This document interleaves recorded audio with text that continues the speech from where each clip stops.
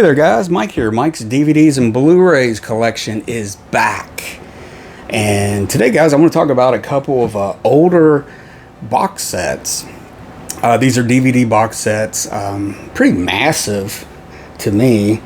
These were very common mid-2000s on up, where especially Warner Brothers was one of the big ones. They put out like the John Ford sets and the Signature series, like Jimmy Stewart and Humphrey Bogart ones, and pretty common. You know, there's a good Errol Flynn one.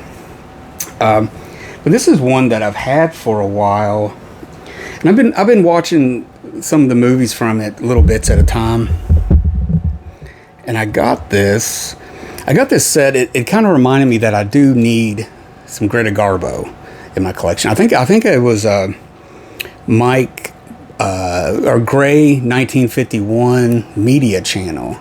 A guy named Mike Gray. He's really good kind of a YouTube friend and everything. He's really funny guy, cool guy.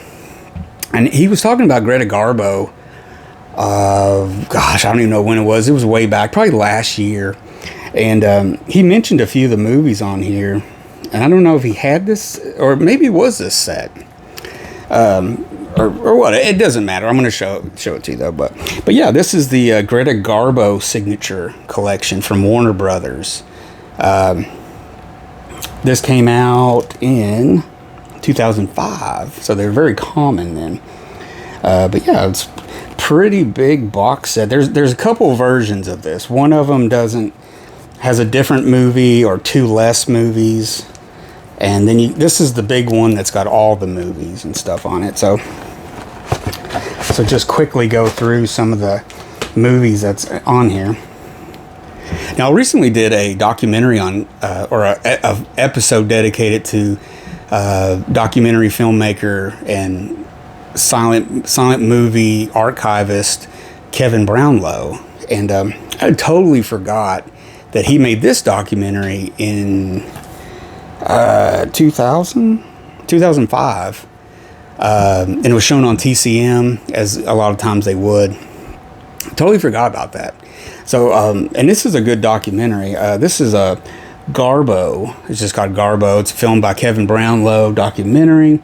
It's narrated by Julie Christie, and it's about 86 minutes, so it's pretty fascinating to cover the elusive Garbo, you know, and everything, but really interesting.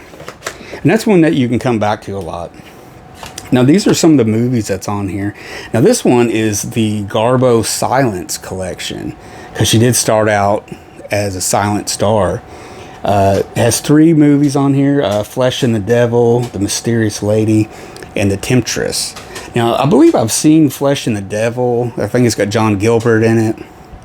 But the other two I haven't seen. So this was this was a cool buy for that. And then it's got some, it's got quite a bit of extra stuff on here. It's got some fragments of a missing Greta Garbo movie. It's got something about the musical composer. It's really interesting. I'm gonna have to dig this one out here real soon and check it out. Next up, this is Ninotchka. This was from 1939. The tagline was "Garbo laughs." But yeah, this was based on a script by Billy Wilder and Charles Brackett.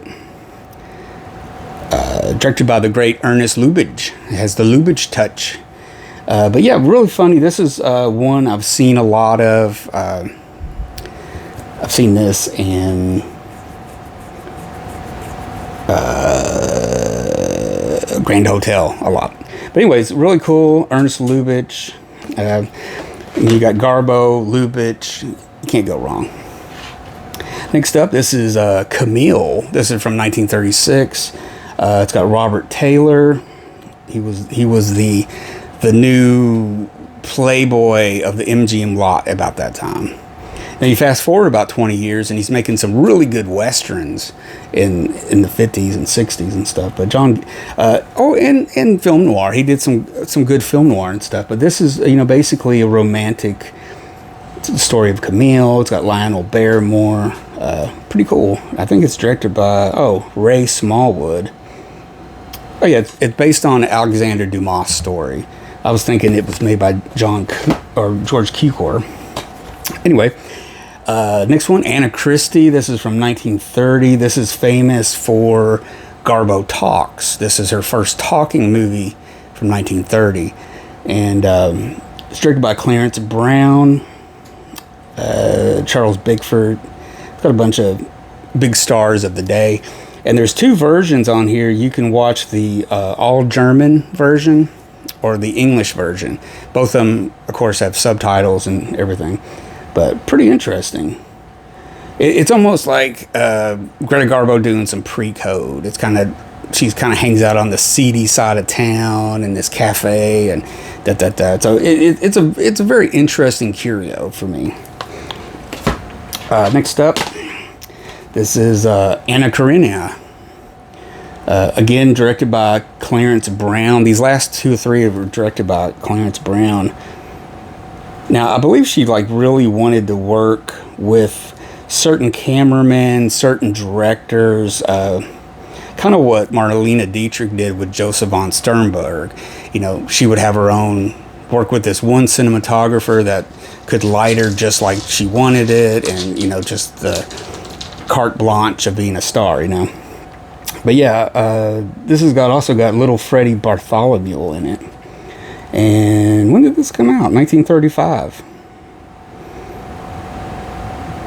And I haven't seen this one. Leonard Maltin gave it 4 stars, but I haven't seen Anna Karenina, actually.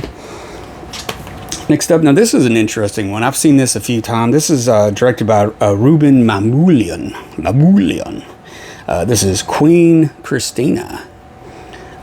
Basically, she is I guess the Queen of Sweden, possibly. She poses as a boy or man. She's teamed up with John Gilbert again. Pretty cool. It does hold up pretty good. I can't believe it's 1933, but yeah, 1933. This is probably, I guess I don't even really have 3 favorite Garbos. I think this and Grand Hotel and Notchka, the big ones. But yeah, Queen Christina. It's got a lot of production value on it.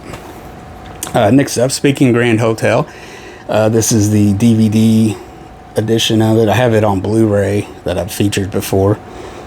So we basically know about that. It won Best Picture in 1932. This is where Garbo famously said, "I want to be alone." And finally, guys, Marta Hari. She's playing a spy, or was it a double agent, temptress of the Secret Service. We got Louis Stone and Lionel Barrymore back. They've been in a bunch of her movies. Co-stars Raymond Navarro, which he was a big time screen idol then.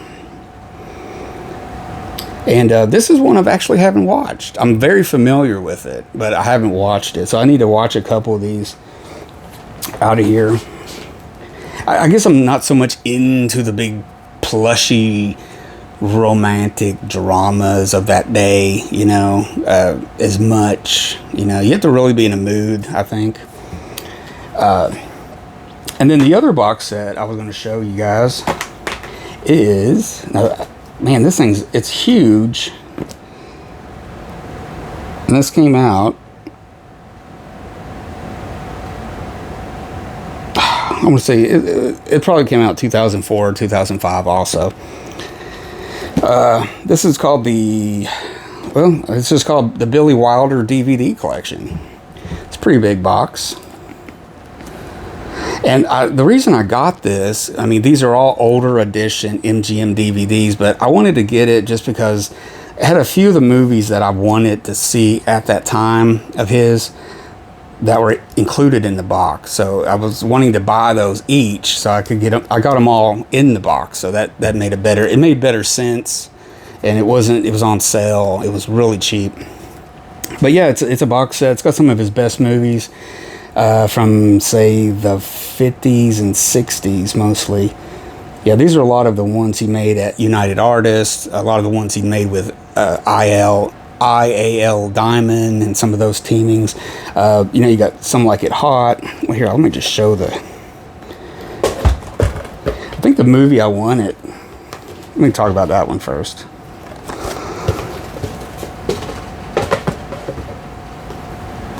Okay. Get all my stuff together. Was Witness for the Prosecution from 1957. Really good courtroom drama. You know, it's got Charles Lawton, Marlena Dietrich. It's got Tyrone Power.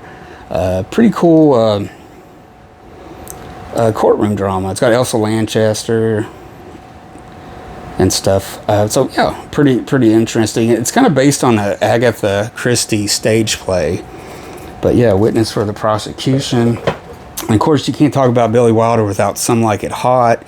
There's many editions of this, many editions on Blu-ray, Criterion, various Criterion releases, various Criterion Laserdisc releases. I mean, this thing is, you know, and recently I heard somebody talk about it, and they kind of described it as, you know, it's funny and stuff, but it's overrated. You know what I mean? Like it's good, but it's overrated.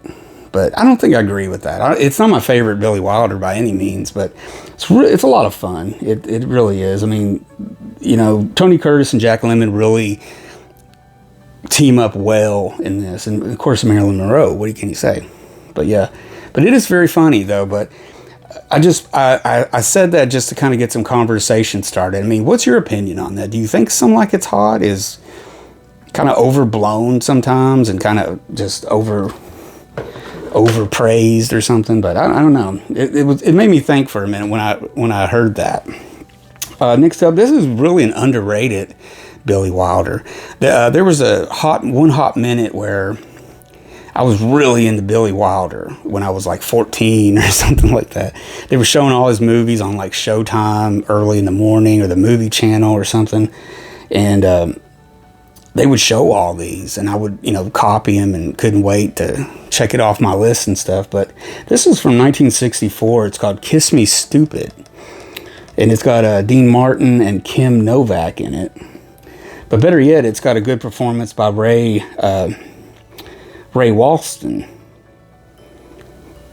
And everything's pretty good. It's got Andre Previn's score. It's got some songs by George and Ira Gershwin, etc., etc. So yeah, kind of one of those to check out. I have this on Laserdisc also from MGM-UA.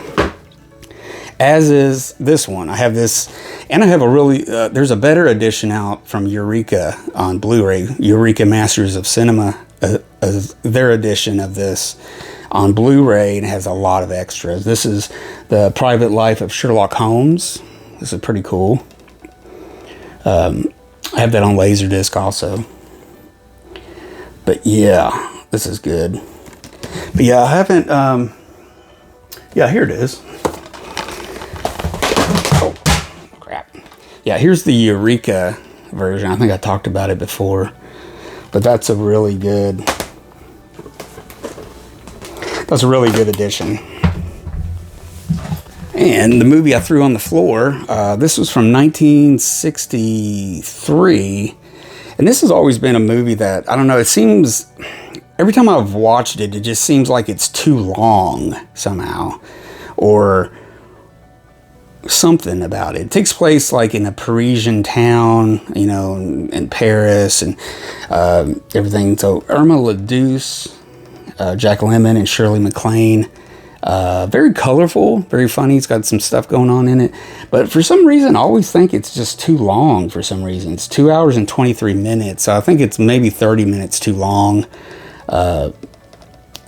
I think Shirley MacLaine got an award for this or something like that. But again, it's another underrated Billy Wilder. Now, this was one of the ones I got the set for that I had never seen at that time. That's Avanti. Jack Lemmon and Juliet Mills, which is pretty interesting. It's a later one from 1972. Basically, they go to this couple goes to Italy, and hijinks ensue. And then this one, 1961's 1, 2, 3. This is just like, this thing is just like mile a minute word. It's just very fast script, very fast paced. James Cagney gives a hell of a performance, man. He's just like, I've never heard him talk so fast. But very, very interesting. He's a Pepsi-Cola representative, business representative in like West Germany or something. And he's got a daughter. The daughter falls in love with this, I think he's this guy. I think he's, I don't know if he's a communist or something. And so you got all that going back and forth. My daughter's not going to be with a communist.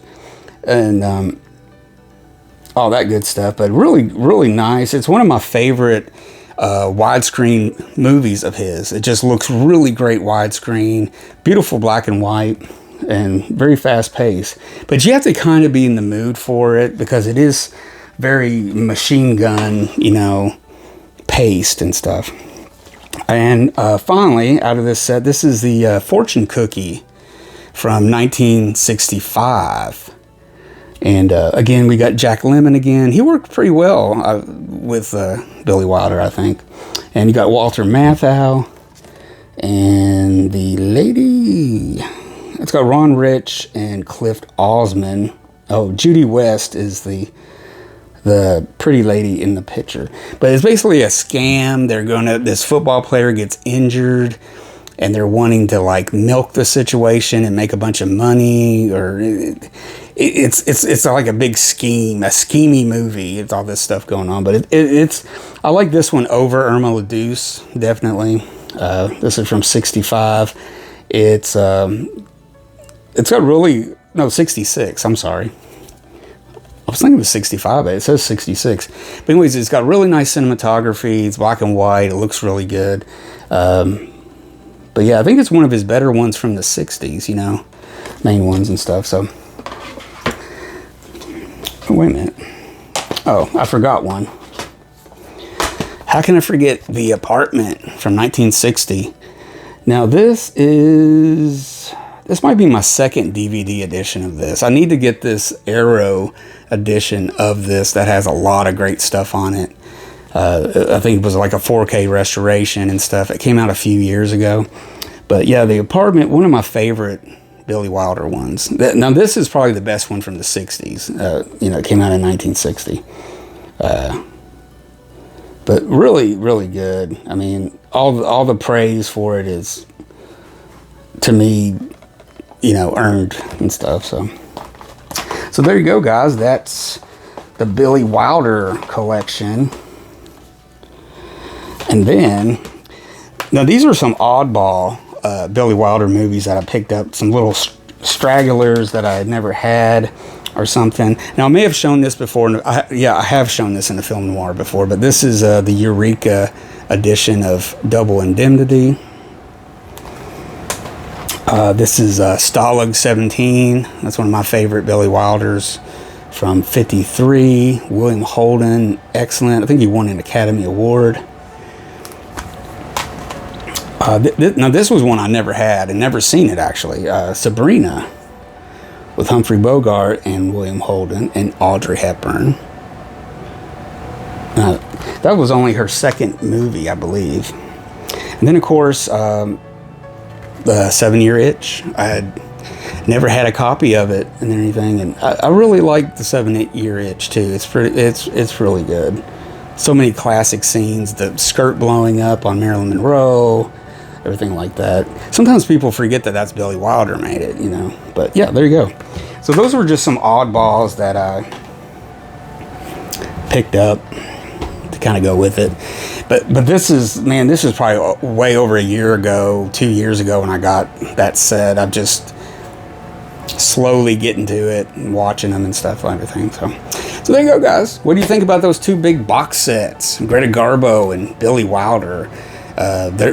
They are older DVD sets. Both of them are around 2005. And stuff, so yeah, they're outdated and everything, but a lot of those transfers really hold up. I mean, a lot of those transfers are what came out on Laserdisc the previous decade, and everything. So there you go. So let me know in the comments, guys, what you think. Give me a thumbs up if you enjoyed this episode. Don't forget to subscribe, and I will see you guys later. I probably have a movie to watch, so I'll see you guys later.